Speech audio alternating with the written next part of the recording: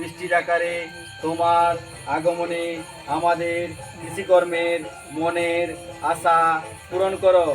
তাই তুমি মা মনসা বিশ্বহরণে তুমি তুলনাহীনা। তাই তুমি বিশ্বহরী।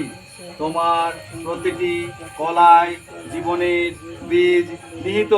তুমি যেখানে থাকো সেখানেই জীব না হয় উদ্ভিদের সৃষ্টি হয়। তাই তোমার সসাগরা সমুদ্রকে আমরা সাগর হিসাবে বিবেচনা করি। তুমি জীবন, তুমি সঞ্জীবনী। আজ আমাদের সৃষ্টির উৎস মা ষষ্ঠীর পূজা অনুষ্ঠানে এই ঘটে তোমার অবস্থান কামনা করে এই ঘট পূর্ণ করছি।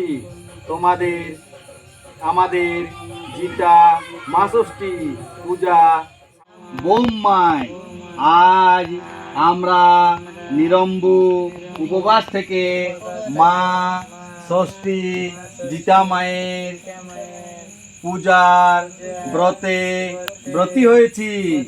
আপনারা নিজ নিজ স্থানে উপবিষ্ট হয়ে আমাদের এই পূজাকে সার্থক সফল করো।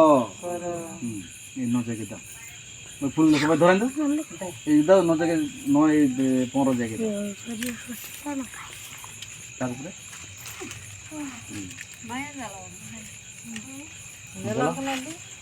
আগরবাতি জ্বালাও ওদিকে।